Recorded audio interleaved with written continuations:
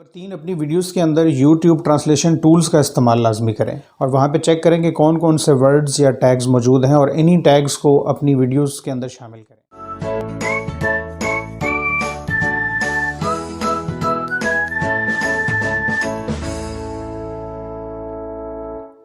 अस्सलाम वालेकुम दोस्तों, मैं हूं खालिद और आप देख रहे हैं द लर्निंग पॉइंट PK। इस वीडियो में हमारा टॉपिक है YouTube search and how it works, यानी कि YouTube पे सर्च फंक्शन कैसे काम करता है और हम अपनी वीडियोस के इस लिस्ट में कैसे लेके आ सकते हैं। गूगल सर्च इंजन की तरह YouTube सर्च इंजन भी बहुत ज़्यादा स्ट्रॉन्ग है और यूज़र जिस कंटेंट या अल्फाज को सर्च करता है YouTube एंड उस टॉपिक पे वीडियोस की एक लिस्ट बना के उसके सामने डिस्प्ले कर देता है। इसके साथ साथ ये भी देखा जाता है कि मतलूबा सर्च के लिए कौन कौन सी वीडियोस कितनी देर के लिए देखी गई हैं और वीडियोस को उनके वॉच टाइम के हिसाब से इस लिस्ट के अंदर पहले, दूसरे और तीसरे नंबर पर रखा जाता है और इसी तरह बाकी तरतीब लगाई जाती है।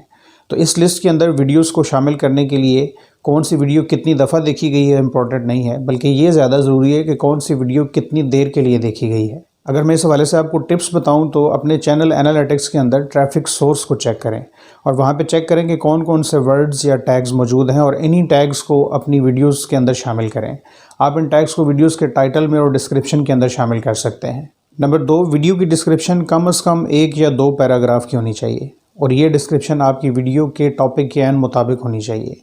बाज़ यूज़र्स वीडियो की डिस्क्रिप्शन के अंदर सिर्फ अपने सोशल मीडिया लिंक्स दे देते हैं। डिस्क्रिप्शन के अंदर सिर्फ सोशल मीडिया लिंक्स का दे देना भी मुनासिब नहीं है। नंबर 3, अपनी वीडियोस के अंदर YouTube ट्रांसलेशन टूल्स का इस्तेमाल लाजमी करें ताकि आपकी वीडियोस को इंटरनेशनल ऑडियंस भी देखें और पसंद करें। ये टूल्स क्या हैं और कैसे काम करते हैं उस पर मैंने एक मुकम्मल वीडियो बनाई है और उसका लिंक भी इस वीडियो के एंड पे दिया है, उसको ज़रूर देखें। नंबर 4, नए और ज़्यादा देखे जाने वाले लेकिन लेस कंपटीशन वाले टॉपिक्स पे वीडियो ज़रूर बनाएं और ऑडियंस को पहले से मौजूद वीडियोस से बेहतर और अच्छा कंटेंट देखने को दें। नंबर 5, YouTube पे ट्रेंडिंग टैब को लाजमी चेक करें जो आपके चैनल से मुताबिकत रखता हो। आपने चंद बातें ज़हन में रखनी हैं कि वक्त के साथ साथ चैनल का उतार चढ़ाव एक नेचुरल प्रोसेस है। ऑडियंस के पास वीडियोस देखने के लिए बेशुमार ऑप्शंस मौजूद हैं। हो सकता है वो इस हफ्ते आपकी वीडियोस को पसंद कर रहा हो और अगले हफ्ते उनको पसंद ना करे, या फिर ये भी हो सकता है कि व्यूवर ने पूरा हफ्ता कोई वीडियो देखी ना हो। हमेशा इस फ्लक्चुएशन और सीजनलिटी को ज़हन में रखें और महज 1 या 2 वीडियोस बना के किसी नतीजे पे ना पहुँचें, बल्कि अपने चैनल की ओवरऑल परफॉर्मेंस को एनालिटिक्स के थ्रू मॉनिटर करते रहें। सजेस्टेड वीडियोस के बारे में आप क्या जानते हैं?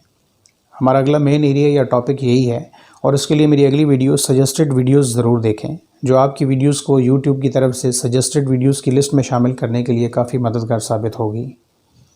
इससे पिछला टॉपिक एल्गोरिदम देखने के लिए इससे पिछली वीडियो को वॉच करें।